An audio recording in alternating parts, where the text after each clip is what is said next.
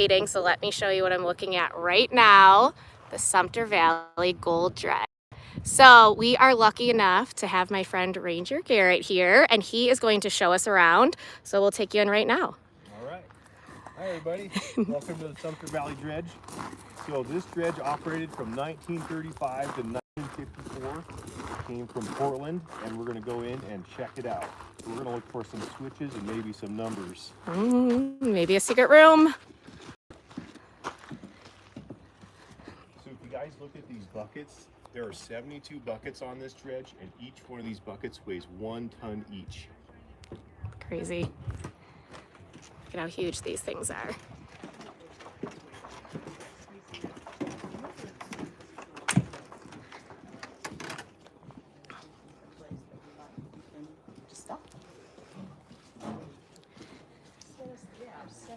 So this was the last place this dredge operated in 1954, and you can still see the cables on the bank here. They used to pull this thing from side to side using these big heavy cables, and they would sink them in the ground with these big logs. And so this whole dredge was just getting pulled side to side. The buckets would go up and down, and that's pretty much how it moved. And once you come in here, we can see how it's powered. So there's no actual rudder or anything on here, correct? It's all moving from those cables? Yeah. Very cool. By the cables. Wow. And so this is a Yuba style electric dredge which ran on electricity. So all electricity stuff would have been right here, except this thing sat here for 45 years just hanging out, so a lot of the stuff got stripped. And the motor was a 250 horsepower electric motor, and behind you is a 35 horsepower electric motor to kind of give you a time or a size reference there. So the motor was the only thing the company took with them, and they took it to a lumber mill in Northern California. And my favorite room in the house is this room right over here. It says quick freeze department. So Sumpter gets about -40 in the wintertime, and if you notice, that is the bathroom. So that's basically a hole down into the dredge pond. So when you're sitting on there and it's -40, your buddies up top have some rocks, and they start throwing them down on you. And you get some splashed? Got a little splash. So that's how it got its name. Gotta have some pranksters, I feel like. Gotta keep it lively. So if you guys come this way, so the motor powered all this stuff. All this did is raise and lower the bucket line, and then the water sucked 3,000 gallons of water a minute out of the dredge pond. So there's 3 water pumps on the dredge. There's one here, there's one there, and then there's one way over there, and it pumped water up into the trommel.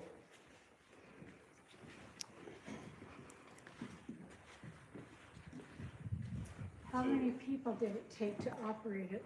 3. That's it? Yep. So the water gets pumped up here. The trommel is 36 feet long by 6 feet wide. Yeah. So you can kind of see they use gravity to their advantage. And there's a little piece of the trommel sticking out right there. So it only processed 3/4 minus.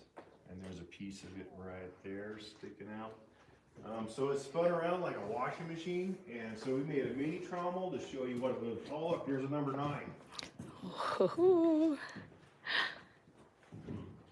All right, you guys ready? Ready. So this thing was super loud. You could hear it 20 miles away. If you lived in Baker City, you could hear the dredge running all the way up here, about 20 miles away. So super loud. So the holes determine the size of the material that went through the sluice boxes, which were also cut out since this thing sat here for so long. So if you had a gold nugget bigger than these holes right here, it went right out the back and it got buried by all the other rocks. So with this technology, it was only about 60% effective in capturing gold. And so the gold that did get in from here down to the sluice boxes were captured in these riffles, which are right here. All of when these went all the way across, these would align the whole dredge, and you can kind of see one right here. So each one of these was filled with mercury, and then once a week they would do the cleanup, and the last stop on the tour, we'll talk about how they did that. Why mercury? Because mercury helps secure the gold with all the water and stuff running over. So now we'll go to the back. Watch your head and your feet through here.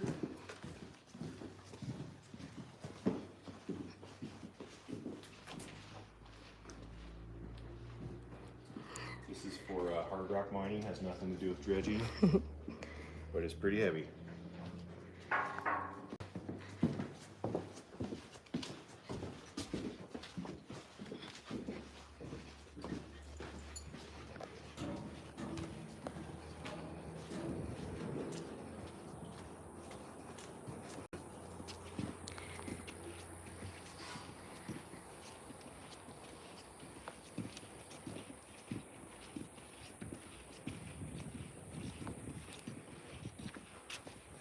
So if you guys come all the way to the back and look up, there's the number 7, the white 7 up there. I'm not sure how that got up there. Oh. So that thing is called the spud, and that is your anchor on the dredge. So the spud would go down into the pond. Your cables are on both sides. You're pulling it side to side. The big tail looking thing up here is called the stacker.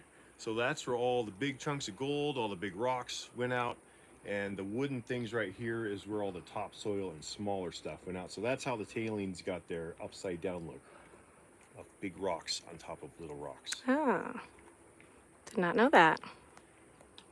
And so when you do your swath, you would go all the way down as far as the buckets would go, or you hit bedrock, and then you'd pull that spud up, and you'd lurch forward about 6 to 8 feet, and then you'd set the spud and just start the whole process over of going back and forth, back and forth.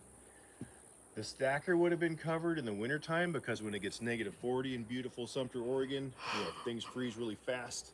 There's multiple times where you get 60 days in a row where it doesn't get above freezing. So if the stuff coming out of the stacker freezes, it's not going to thaw out anytime soon. So that's the reason it has the cover. And then you have the door to nowhere over here. That actually went out to this little gangway where this red thing is, because this thing would get clogged up with mud and dirt. So some lucky guy would have to go out that door, go out this little gangway, and go out this wooden thing and ungum it and hopefully get out of the way really quick before you get washed in. Very interesting. All right, you guys want to come back inside where it's nice? So my students, I'm trying to figure out how to see your questions, and I can't yet. So if it's allowing you to comment, keep commenting, and I will figure that out. So have they estimated ever how much gold are in the tailings? Nope.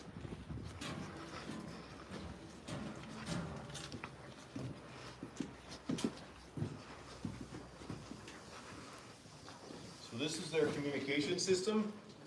This just rang a bell. They use Morse code to talk to each other. So one of the crazy things when I first started here was, so this thing's locked with padlocks, and I'm the only one here in the wintertime, and there's no tracks in the snow, and then this is a new switch, as you can see, and this whole thing was like off of the... Yeah. And these just happen to be the gears that Christopher Robin Rowe fell in 1915 that got transferred to this dredge. So they said since his blood is still on the gears, the dredge is haunted, which there is a lot of weird things that happen here. But apparently he fell from up here, because this is kind of like where you put your lunchbox and your jacket, down into here where the gears were engaged and just got splattered all over the place. Now, is it true that since it was so loud, no one could hear him? Yeah. That's why the bottom thing on the bell thing says answer all bells, because if you have an accident, no one will hear you scream. Interesting. Now, did the workers actually use Morse code with their tools, or was it just with the bells? Both? Anything they could use. Okay. Use Morse code, because that's pretty much the only thing they really knew, because they couldn't hear anything. Very interesting. And so some people say that's the corner that Christopher likes to hang out in. Some people have seen him over there. And I don't know, it's weird. Like I said, the bell broke. People come running out of here because they think they see him over there. So now we know that Joe Bush potentially was not a real person here, but maybe that Chris Rowe is then the Absolutely. Joe Bush? Okay. I don't think they wanted to use his real name. Oh, okay. Respect. Okay. Because it was a real person that. And then is it true that the dredge workers would see like wet footprints and stuff? Yeah, Interesting. yeah, this thing makes a lot of weird noises when it shouldn't. Yeah, can hear it right now. Awesome. So, do you know which are the famous stairs that Ryan went up and fell off of? These are these stairs. Awesome. I'm going to come around here and see if I can show them. And then how come no one's allowed to go upstairs? Weird stuff happens up there, Interesting. and the wood's pretty rough. Wow, very cool. I'm going to see if I can try to figure out, I don't know how to see the comments. If I stop this live, I apologize and I'll go back, but I'm just going to exit out and see if I can see your comments and your questions. Oh, nope. Okay, hold on. Phillips Lake there. So you go to the McEwen train station, you can still see the whole of it. On dredge number 1. The hull is near, oh, is that just the rotten bits of wood Yeah. that I saw in that pond right Yeah. near the train Yeah, station? yeah. We looked at that and wondered what it was, so. So there was an earlier similar style Yeah, dredge. yeah, that's where the guy fell in, was on that dredge. We gotta tell the girls they can hear. Awesome. I can't get their questions. I'm going to take them outside to show them around, and then maybe I'll let them ask questions on Instagram after. All right, friends, so let's go out here and view it from the outside. So here are those big, massive buckets, 1 ton each. And then you can see down here is where they all are they're coming back down here after being dumped out. So let's go out and take a look at it from the outside. And this pond is a pond that the dredge created itself. So there wasn't the water here. It really created its own water wherever it went. And the reason that this pond is still here is because this was the dredge's last and final resting place.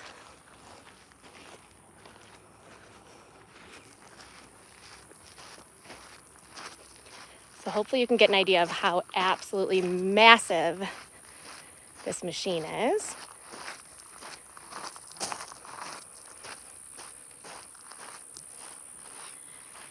So over here we've got the buckets, and so basically what would happen, I'm gonna go into these little woods over here. Basically what would happen is these buckets, they're going to go into the earth, pick up as much as they can, rocks, boulders, soil, everything that they can get, and then they're going to go back up into the dredge. They kind of go down, they go through these steel cylinders, and they will file out all of the big pieces to be shot out the back, where I showed you that tailing stacker. And then the little pieces go into that trommel where they are going to be filtered out through that screen, treated with mercury, and then all those little gold pieces, they're actually really tiny. I have some right here, hope you can, can't really see, but they are tiny, tiny, tiny.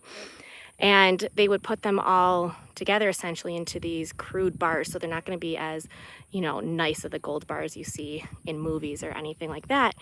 And then Ranger Garrett was also telling me that they could only sell them to the United States government. They couldn't actually sell them to anybody else.